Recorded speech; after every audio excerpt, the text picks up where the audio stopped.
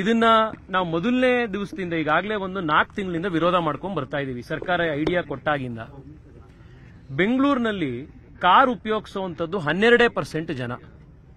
ಆ 12% ಜನ ಉಪಯೋಗ ಆಗುವಂತ, ಅದು ತಿಂಗಳಿಗೆ 20,000 ರೂಪಾಯಿ ಟೋಲ್ ಕಟ್ಟಿ ಉಪಯೋಗಿಸಕ್ಕಾಗುವಂತ ಒಂದು VIP ಕಾರಿಡಾರ್ ಅನ್ನ ರಾಜ್ಯ ಸರ್ಕಾರ ನಿರ್ಮಾಣ ಮಾಡಕ್ ಹೋಗ್ತಾ ಇದೆ.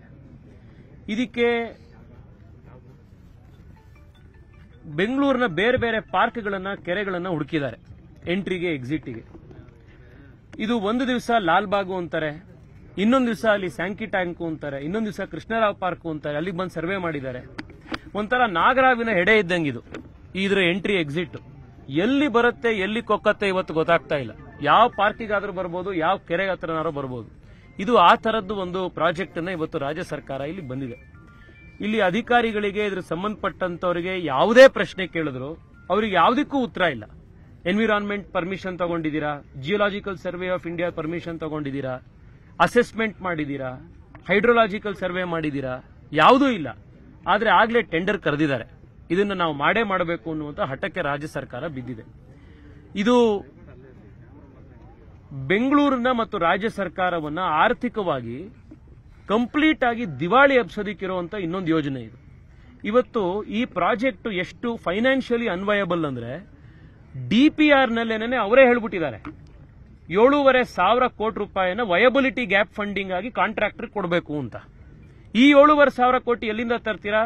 ಸಾಲ ಮಾಡಿ ತರ್ತೀರಾ. ಅಂದ್ರೆ ಕಾಂಟ್ರಾಕ್ಟರ್ಗೆ ಈ ಪ್ರಾಜೆಕ್ಟ್ ಮಾಡಿ ಅವನು ಕೈ ಸುಟ್ಕೋತಾನೆ ಅಂತ ಮುಂಚೆನೆ ಗೊತ್ತಿರೋದ್ರಿಂದ ನೀವೇ 7,500 ಕೋಟಿ ರೂಪಾಯಿ ಅವನಿಗೆ ಗಿಫ್ಟ್ ಕೊಡಕ್ ಹೋಗ್ತಾ ಇದ್ದೀರಾ. ವಯಬಿಲಿಟಿ ಗ್ಯಾಪ್ ಫಂಡಿಂಗ್ ಅಂದ್ರೆ ಅದೇನೆ. ಇಲ್ಲಿ ಎಕ್ಸಿಟ್ ಲಾಲ್ಬಾಗ್ನ ಹಾಪ್ಕಾಮ್ಸ್ ಹತ್ರ ಬರ್ತಾ ಇದೆ, ಒಂದು ಎಂಟ್ರಿ ಎಕ್ಸಿಟ್ ಪಾಯಿಂಟ್. ನಾನು ರಾಜ್ಯ ಸರ್ಕಾರಕ್ಕೆ, ಮುಖ್ಯಮಂತ್ರಿಗಳಿಗೆ, ಉಪಮುಖ್ಯಮಂತ್ರಿಗಳಿಗೆ ಮನವಿ ಮಾಡ್ತೀನಿ, ನಿಮ್ಮ ಅಧಿಕಾರಿಗಳಿಗೆ ಕಳಿಸಿ ಆ ಹಾಪ್ಕಾಮ್ಸ್ ಎದುರುಗಡೆ BBMPಯ ಚಿತಾಗಾರ ಇದೆ. ಒಂದ್ಸತಿ ಅಲ್ಲಿ ಚಿತಾಗಾರದಲ್ಲಿ ಕೆಲಸ ಮಾಡ್ತಾ ಇರುವಂತ ಕೆಲಸಗಾರರು ಹೋಗಿ ಕೇಳಿ, ಅವ್ರಿಗೆ ಸಂಬಳ ಬಂದು ಎಷ್ಟು ದಿವಸ ಆಯಿತು ಅಂತ.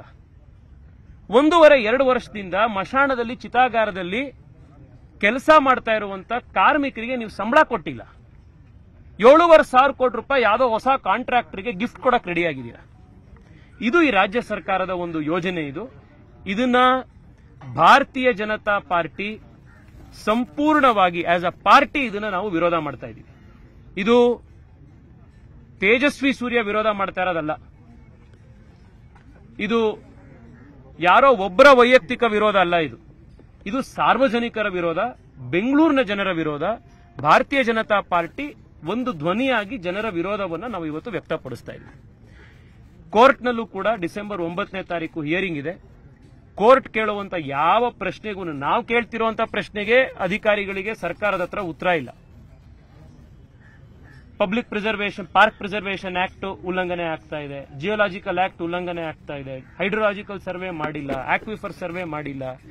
ಇದನ್ನ ಯಾವುದನ್ನು ನಮಗೆ ಉತ್ತರ ಕೊಡಕ್ಕಾಗ್ದಲೇ ಇದ್ದಾಗ ಇನ್ನು ಕೋರ್ಟ್ಗೆ ಹೆಂಗ್ ಉತ್ತರ ಕೊಡ್ತಾರೆ ಅನ್ನೋದನ್ನ ಅವತ್ತು ನಾವು ನೋಡೋಣಂತೆ. ಈ ಟನಲ್ ರೋಡ್ ಅನ್ನ ನಾವು ವಿರೋಧಿಸ್ತೀವಿ. ಬೆಂಗಳೂರಿಗೆ ಬೇಕಾಗಿರುವಂತ ಮೆಟ್ರೋ, ಬೆಂಗಳೂರಿಗೆ ಬೇಕಾಗಿರುವಂತ ಒಳ್ಳೆ ಫುಟ್ಪಾತ್ಗಳು, ರಸ್ತೆಗಳು, ಅದನ್ನ ಆದಷ್ಟು ಬೇಗ ಮಾಡಿ ಅಂತ ಮತ್ತೊಮ್ಮೆ ಸರ್ಕಾರಕ್ಕೆ ಆಗ್ರಹ ಮಾಡ್ತಾ ಇದ್ದೀವಿ. ಇನ್ನು ನೀವು ನಿತಿನ್ ಗಡ್ಕರಿ ಅವರದನ್ನ ಕೇಳಿದ್ರಿ.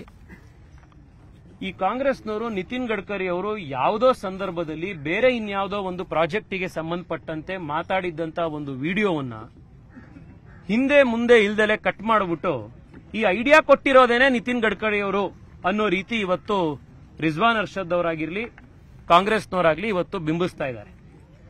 ನಾನು ನಿತಿನ್ ಗಡ್ಕರಿ ಅವರ ಹತ್ರ ಮಾತನಾಡಿ ಅವರಿಗೆ ಈ ಪ್ರಾಜೆಕ್ಟ್ ಬಗ್ಗೆ ಹೇಳಿದೆ. ಗಾಬರಿ ಆಗ್ಬಿಟ್ರು ಅವರು, ಹಿಂಗಿದೆಯಾ ಈ ಪ್ರಾಜೆಕ್ಟು ಅಂತ. ನಿತಿನ್ ಗಡ್ಕರಿ ಅವರೇನೆ ಈ ಪ್ರಾಜೆಕ್ಟ್ ಅನ್ನ ವಿರೋಧಿಸ್ತಾರೆ. ಈಗ ಅವ್ರು ಹೇಳಿದ್ರಿಂದ ಶುರು ಮಾಡ್ತಿದ್ದೀರಲ್ಲ, ಈಗ ನಾಳೆ ಅವ್ರು ವಿರೋಧಿಸಿದ ಮೇಲೆ ತಕ್ಷಣ ಬಿಟ್ಬಿಡ್ತೀರಾ ಇದನ್ನ? ಈಗ ನಿತಿನ್ ಗಡ್ಕರಿ ಅವರು ಇದ್ರ ವಿರುದ್ಧ ಮಾತನಾಡ್ತಾರೆ.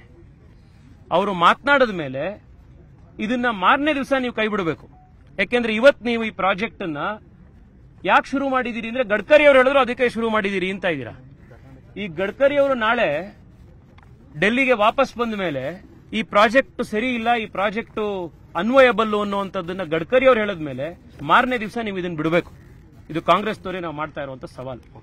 ನಿರ್ಭೀತ, ನಿಷ್ಪಕ್ಷಪಾತ, ವಿಶ್ವಾಸಾರ್ಹ ಸುದ್ದಿಗಳಿಗೆ ಮತ್ತೊಂದು ಹೆಸರಾಗಿರುವ ನ್ಯೂಸ್18 ಕನ್ನಡ ಈಗ ಆಪ್ನಲ್ಲೂ ಲಭ್ಯವಿದೆ. ದಯವಿಟ್ಟು ಇಲ್ಲಿರುವ QR ಕೋಡ್ ಅನ್ನು ಸ್ಕ್ಯಾನ್ ಮಾಡಿಕೊಂಡು ಆಪ್ ಡೌನ್ಲೋಡ್ ಮಾಡೋದಕ್ಕೆ ಮರಿಬೇಡಿ. ನಿಮ್ಮ ಬೆಂಬಲ ಹೀಗೆ ಸದಾ ನಮ್ಮೊಂದಿಗಿರಲಿ. ಧನ್ಯವಾದ.